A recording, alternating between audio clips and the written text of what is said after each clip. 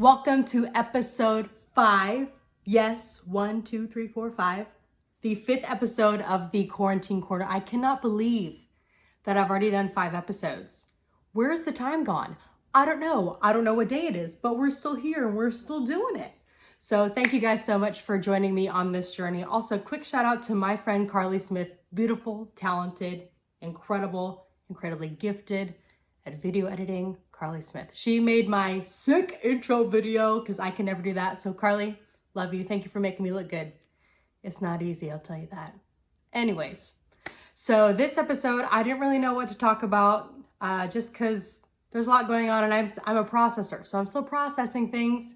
And I was like, you know what? Let's hit the mailbag. So I went to Instagram, asked you guys to help me out with some topics. It could be anything. And we got a random list. 2 pages, a completely random list of topics to go through today. So I'm really excited. So welcome to the mailbag edition of the Quarantine Quarter. Let's get it rolling. Okay.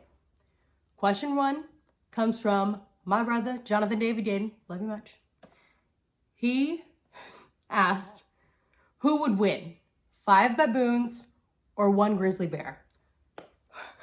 First of all, I've known Jonathan my entire life and he asks this question all the time. Every time my eyes roll, but also I really find it hilarious. So here we go. When I think of baboons, obviously we're going Lion King. I think of Rafiki. Okay, so imagine Rafiki with a stick. Okay, that's crazy. When he gets crazy, Also, when I think of a grizzly, now I think of his like the TikTok videos where it's somebody come get her. I'm not gonna finish it. So, because there's a lot of videos of grizzly bears scratching their back to that song. It's really funny. But 5 baboons, when 1 baboon in itself gets a little crazy and gets in like fight mode, a lot of teeth come out, a lot of drool, just really fast action. I don't want to mess with that. So 5 on 1, I'm going the baboons. Although I understand a grizzly bear is huge, just a lot of weight. It's a little crazy, but you know what? We're still going with the 5 baboons because 5 against 1, game over. It's done. All the way. Okay, next question comes from my good friend Maddie Lewis. Another animal question. She said, if you could have any exotic animal as a pet, what would it be? Well, number 1, I would tell you it is not Joe Exotic. Ugh. I had one day of Tiger King and I said, what did I watch? And then it was over. If a moose counts as an exotic animal, done. That's my favorite animal by far. My grandpa called me a moose one time because I squished him on a ride when I was 6 years old and he was 6'4", and I just loved that ever since. So, moose. Imagine me having a bunch of moose and then just riding around Puyallup. That would be amazing. Okay, yep, moose. But if you don't count that as an exotic animal, we're going with a lion. I mean, Mufasa got me. It's over. Yeah, but moose. Okay. Then my friend Howie from Philly. I didn't forget you. Met him during the NFC Championship. He always asks me this question. When you come back to Philly? Well, my friend, as soon as the Eagles do decent enough to make it to the playoffs, like decent, then I'll probably come back to Philly. Other than that, it ain't gonna happen, dude. I'm so sorry. But Kira and I had a blast hanging out with Howie. He worked at the restaurant across our hotel. So Kira and I, my sweet friend from Fox, after long days at the stadium, we'd go get some dessert. It was glorious. Okay, next question. It's more of a comment, but this is great. This comes from my friend Michael. He said, I just got a haircut for the first time since March. It's a long time. And he drove to Centralia to get it because we're still in quarantine here in Washington and Pierce County. So Michael, good for you. You gotta do what you gotta do. When I was in Idaho, it was open and my mom got her hair cut and she felt like $1 million. I'm blessed enough to actually, the people I live with, their daughter's over here every other day and she actually cuts my hair. So we got a fresh cut, 3 inches off, and you wouldn't even notice. And we got color. We're all one color now, not 4 shades as we were because of the sunshine. So this is great. I love it. Hopefully everyone's getting their hair cut soon. Also, if you're doing quarantine cuts in your house, bless you. I'm not touching scissors from my own hand to my own hair. I tried to do it once and my mom almost screamed bloody murder at me. So this is staying in somebody else's hands, not our mine. All right, my friend Scarlett, big boxing fan. Appreciate that about you. She says, will we see a major boxing card before the end of summer? Honestly, I think there's more hope in that because those are better televised. Yes, I understand like that as a live event would be amazing to witness. I worked a PBC fight last year. So much fun. But that's way easier to be televised than some of the other sporting events as far as like people that are required just because of the camera angles and everything. So I think that's possible. So prayers up, fingers crossed, all that good stuff. There is a good shot that we could see that. I don't think there would be people in the stands per se, but as far as seeing one, like on TV live, a really good shot of that. Don't mark my word on that. I'm not really a professional in that, but we're gonna hope for the best. Okay, my friend Mello, he sent in a few, so we're just gonna pick one. This one I like because I can talk about some of my girls. So what's it like to be a member of J-Slam? So those of you who do not know, I work part-time at 710 ESPN Seattle, so doing sports radio. And there are 5 of us girls, there's a few more, but ones that are there pretty regularly. We make up J-Slam, that's our name, so it's pretty cool. We have producer extraordinaire and boss lady Jessamine McIntyre. Stacey Ross, host of Tom, Jake, and Stacey from 12 to 3. We have the one and only Lydia Cruz, who hosts the Blitz at 6 a.m. every day. She's amazing and a sweetheart, and we love baseball. And then me, I'm the A. I am the only Val, so bless all of you. And also producer extraordinaire Maura Dooley, who produced the incredible Bob David Moore from 3 to 7, Monday through Friday. So all of that, we have just bonded and we have a group text and it's so great. We're just good friends as well as coworkers, and we also just support each other. So if we're struggling throughout the day or we need some tips or help, or hey, do you know this guest we could bring, or this happened, how do I handle this? We're just always there for each other, and we're just a safe place to talk about things, just being women in sports. So they're wonderful. I'm so thankful for each of them.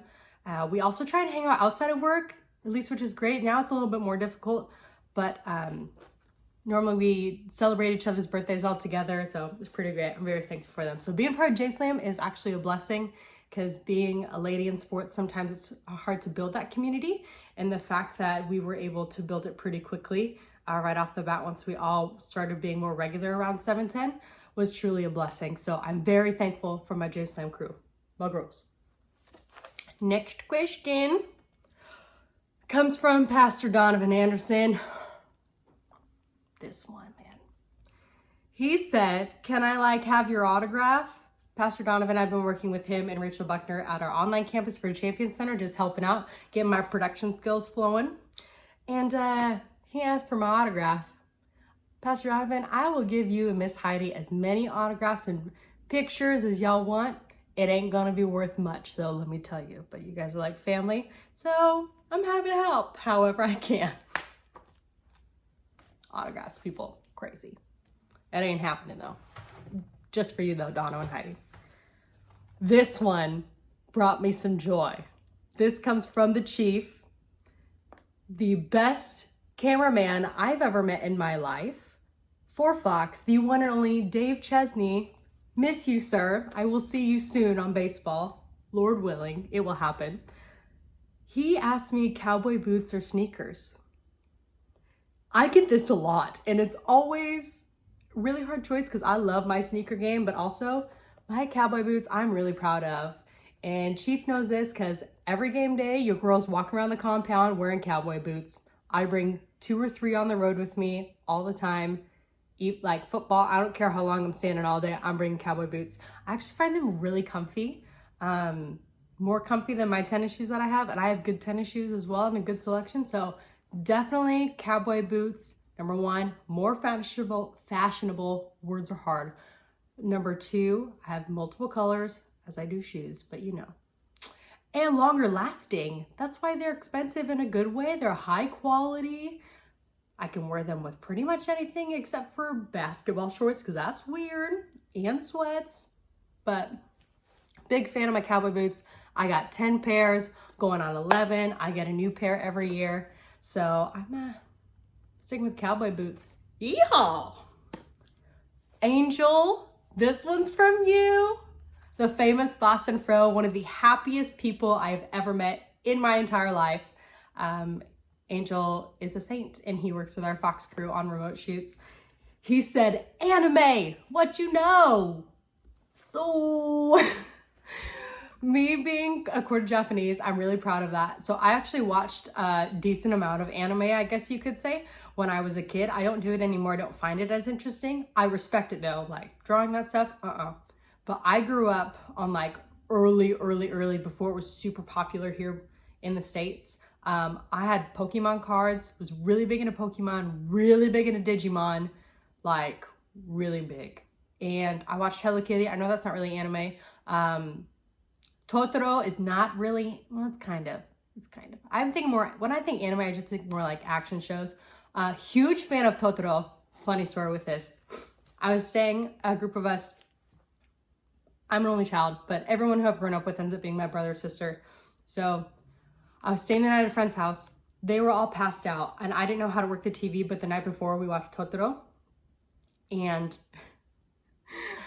I woke up early, and so all I did was start watching Totoro, and my eyes were so big because I was just so mesmerized by what I was seeing on the TV. And it was Jonathan, Christopher, and one of my best friends, Deanna, their cousin, and we were probably like 7 or 8, like we were really little. And they woke up and just started laughing at me because I was so engaged. And like, how long have you been up? It's like, maybe an hour, and I just didn't know how to work the TV, so I watched Totoro, and it was great. So Totoro, yes. But as far as anime goes, like that's my extinct of it. I think it's fantastic, but I'm not a big fan, so I don't really watch it. I know that kind of sounded like that didn't make sense, but a lot of respect for it. We'll start there. Okay, this question, this is from my friend Walt. We're Smoothie at Sounders. Go Sounders, I miss them so much. I hate this question, but I'm gonna answer it. Michael Jordan or LeBron James? Okay, before we do anything further, I will say, if I had to pick an all-around player, meaning somebody that I could play in all 5 positions on the court, I would pick LeBron James. If I had to pick a best basketball player as a whole, I would pick Michael Jordan. I would also like to reference this. One of my best friends, Nicole, who I coach with, she's one of the best girls I've ever played against and played with. Okay, I would say that she was the best, but I wouldn't say that she was the best all around. She was super skinny and she could post up somebody, but it wouldn't go very well. There's a difference. But anything outside or driving to the hole, give her the ball. Okay, it's okay. So also, I think Michael Jordan established a legacy, which is fantastic. And LeBron James and people like Kobe Bryant have been able to benefit from his legacy. So it's kind of like a standard was set and it keeps going. Also, I'm just a really big Michael Jordan fan. I really love LeBron James. I think he's wonderful. I love how he plays the game. I love that he loves his family and his teammates and how he supports his community and uses his voice in the right way. I have nothing against him, but I'm just going to pick Michael Jordan. I'm so sorry to all you LeBron people. There's nothing wrong with him. That's just my choice. It's okay. But yeah, Michael Jordan. His commitment to the game of basketball, his love for the game, his competitiveness, his drive to push himself and make his teammates better and to win championships. Not that LeBron doesn't have this, but it was just unheard of. And we got to see it in The Last Dance, and it has helped and motivated all of these players that we're seeing in the NBA that got to watch Jordan or even play with him. So I think Michael Jordan's the best. That's it. And those were all the questions. We did it. There was one more question that I'm going to table for the next episode because it's kind of a big topic. So my beautiful friend Danielle Flukinger, she asked me about owning your season. So being a single gal, how do you navigate that? How do you work in a career? How do you just be content where you are? But also, how do you not settle? How do you walk in grace and purity and all this? And I was like, I love this topic. Love, love, love. So that is going to be tabled for our next episode of the Quarantine Quarter. So Danielle, thank you so much because my heart started fluttering once I saw that. I was like, oh, we're going deep, y'all. Get ready. So if you are a guy watching this, you can still watch it, but I would prefer, or not prefer, rewind. I would suggest that you send it to somebody so we can get in on this conversation. Also, something I wanted to say, just because I have the opportunity to say something and I'd rather do that than not. The past month, we've seen a lot of racism in our country. I know this was a complete turn of events, but I just felt like it was on my heart, and I really just wanted to show some love and show some support. It's taken me a while to process everything, and I grew up in technically a mixed home, but it was different. And just because I'm part Japanese, but I don't look like it. So my parents always taught me that at the end of the day, we're all God's children, and like, we all are people, we all have hearts, we all have blood in our bodies, we all have organs in our bodies, all the same. But our skin color is just a beautiful characteristic of who we are. And I truly believe that. So my parents taught me just to see everybody as a person. And truly, that's what I try to do the best at every single day. And some of the closest people in my life who are always in my corner, I have girls who are like my little sisters who I mentor. I have girls who I coach. Some of my best friends, some of the close people in my life, they don't look like me. And I love that about them. But I also don't know all of the experiences that they've had to walk through just because of the way that they look. And going through all this and listening, it really just breaks my heart, because I don't necessarily know what that looks like or feels like. And I'm trying just to understand and show support and love. So for everyone out there who may look different than me, I just want to say that I see you, and I value you, and I respect you, and I honor you, and I am forever in your corner, and I support you, and I stand by you, and I'm with you, I'm for you. And ultimately, like, I love you, and I'm gonna do my part to the best of my ability to stand up for what's right and to use the voice that I have. Even if only a few people hear it, but at least I know that I'm trying to do my part to stay educated. But my job is just to show love to as many people as I can, and part of doing that is using my voice and being supportive. So while I may not be able to walk through their shoes every day, I just want you to know, like, I value you and I love you so much. And that goes for everybody. So we all have a good part to play, and there can be so much good coming out of so much hate. I think we all have a job to do, and we're all gonna do it right. So with that, I will see you guys for the next episode of the Quarantine Quarter. Thank you all so much for joining me. I truly appreciate it. I don't take it for granted. You guys mean the world to me. And make sure you like, comment, subscribe, share, all that good stuff. You know what to do. I'd love to keep the conversation going. So be blessed. Have an incredible day. I'll see you next time.